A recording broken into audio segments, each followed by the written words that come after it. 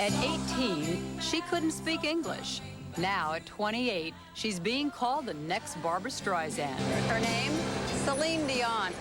And in just the last 2.5 years alone, she has sold over 27 million albums. Tonight, for the first time, behind closed doors, on tour with Celine Dion.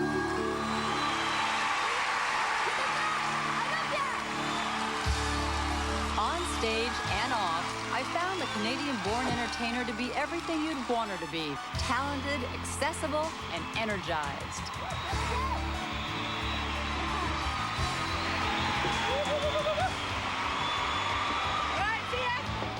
In most cities, following her encore, Celine is escorted off stage by her personal bodyguard. She changes out of costume and then as soon as possible is whisked via limousine to the airport. Because her midnight travel schedule rarely jives with commercial airlines, Celine has a private Lear jet standing by to get her from concert to concert. She usually arrives in the next town by 3 a.m. Most nights, she won't be asleep until at least 4:30 in the morning. Her wake-up call? Not before 2 p.m. on concert days.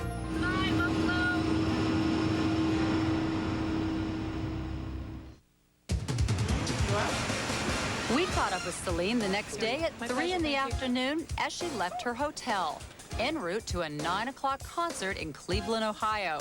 Just one of 100 performances she'll give on this tour. Bye-bye. My pleasure. You've been performing since you were 5 years old. I mean, out there on stage at 12 years old.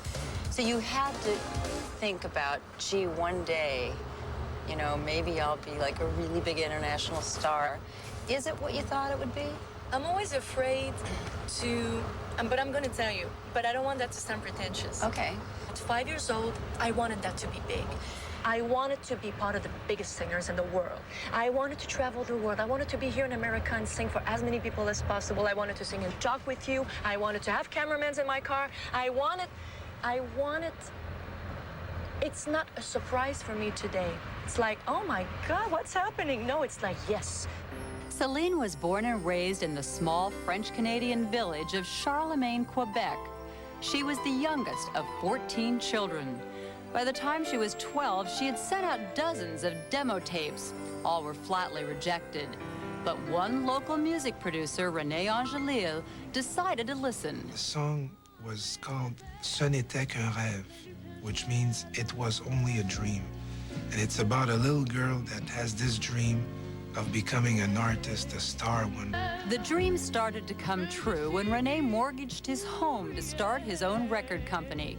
His only client, 12-year-old Celine Dion. He became her manager, producer, and mentor. At 14, she was a sensation. Celine left school and chased her dream. You worked together for years and came and went through a lot. When did you all of a sudden realize that the two of you were in love with each other? First of all, don't get me wrong. I was not in love with him when I was 12 years old. We were not in love romantically together. I was a baby. I didn't even know what it was. And then I was about 19. It was like a kiss goodnight, goodnight, goodnight. And it was different.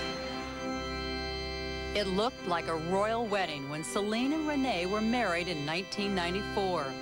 It was an event that garnered worldwide attention and was televised live throughout Canada.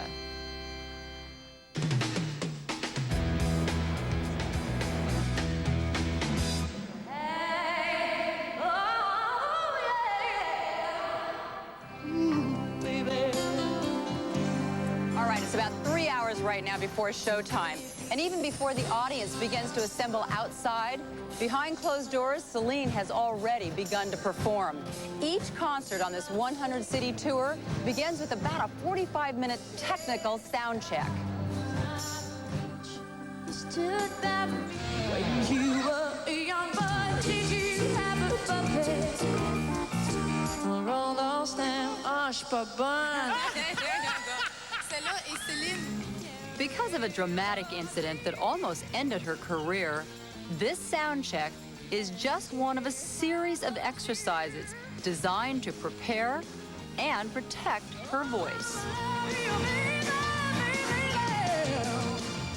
8 years ago, she lost her voice while she was performing. And I rushed backstage. She fell into my arms crying, and she couldn't speak anymore. Nothing was coming out. You don't speak on your days off. Go to your doctor and he says, you want to sing all your life? You do exactly what I'm telling you to do. Every time you have a break, a day off, don't talk for nothing. You rest your voice. And when I say I don't talk for my mom, I don't talk for Renee, I don't talk for nobody. So what do you do on your ends? For example, 1 knock is yes, 2 knocks is no, I love you. and the rest is history. The rest is not going to be Just told to not us gonna be tonight. told. No, no.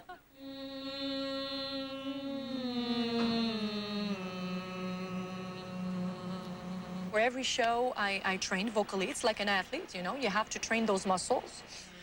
Oh, you have to hit a certain note. Okay, I'm out.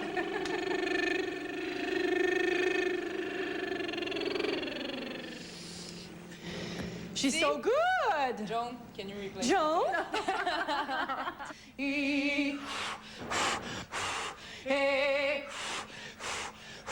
Sometimes I do my vocal exercise in my room at the hotel. The person in the room next to this, like, it's like, what is she doing, this girl? You know, it sounds quite weird. But anyway, I have to do what I have to do. It's about 13, 14 years ago. An hour before showtime, Celine puts on her own stage makeup. Everybody looks at you and they see this beautiful, talented superstar. You're looking in the mirror. What do you see? I'm not looking at myself like in the mirror like this, you know. I'm like, okay. What do you want to do? We'll fix that. We'll What like do you wanna this and then, oh, come on. You know, honey, I want a smaller nose. I want a bigger eyes. I want a fuller lips. I want more boobs. I want more. You know what? Come on. You know, should I? I'm a normal girl, you know. You got it. Less than half an hour before she performs, her sister Manon styles her hair. Take your time, but do it fast, you know. From the moment she left her dressing room, I noticed a visible change.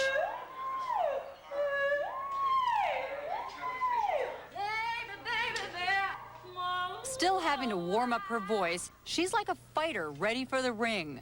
But before she goes on, backstage, Celine has to go through her superstitious rituals, including her secret thumb shakes with each member of the crew.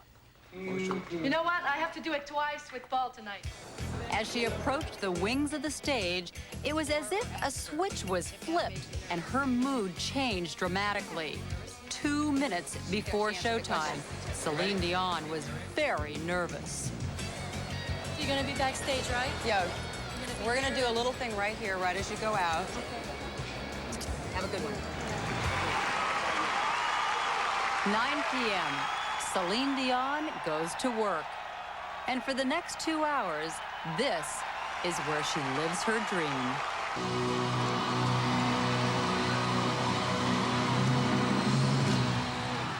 When you do a performance on stage, you know if you're good or not. You know if you can do better or not. I know I did my very best. I know I had a great time. That's the only thing to me that counts. And I don't want the fans to come with their kids and say, she's great, but you should have seen her when she was 25 years old. Thank you so much, Cleveland! Thank you! It's okay to have your heads in the clouds, but you need to feel the earth. It's very important that your 2 feet remains on the ground. I want to sing all my life.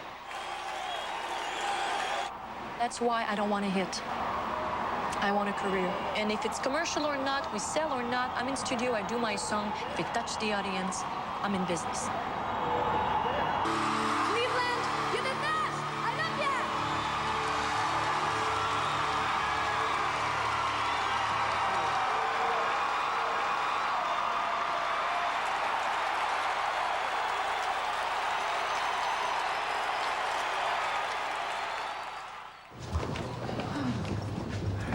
Good show, sweetie. Celine has only a moment to catch her breath. Before she can leave the arena, it's back to work. First, Celine personally thanks each of her local guest performers.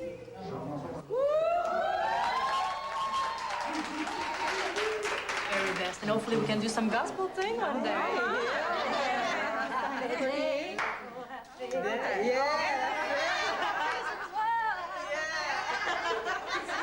Sins away. Oh, happy day.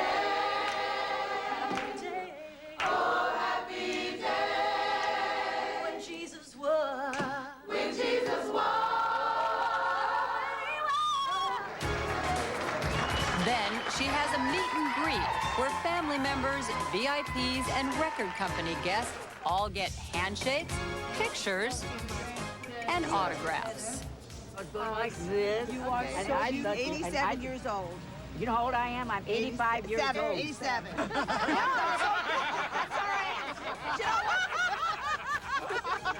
That's a one. Hi guys, I'm sorry for interrupting your work. I just want to say thank you to all of you. You did a great show tonight, like usual.